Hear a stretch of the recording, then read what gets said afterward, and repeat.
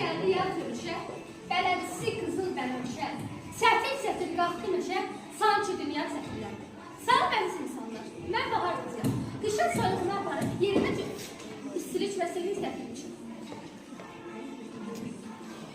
Ay çosa görürsən, demək bahar həqiqətən gəlir. Bəli, bahar qız gələndə təbiət oyanır, ağaclar çiçəkləyir, quşlar oxuyur. Novruz bayramı qədim bayramlardır.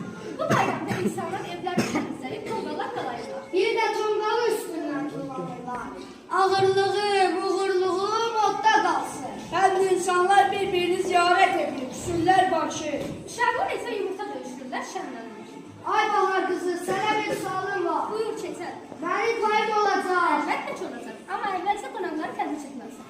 Onda gəlin birlikdə təbrik edək. Əziz müəllimlər, Hörmətli valideynlər, Əziz şagirdlər, sizi baharın gəlişi və Novruz bayramı münasibəti ilə ürəkdən təbrik edirik. evlərinizə sevinç, süfrələrinizə ruc bərəkət gəlsin. tonqallarda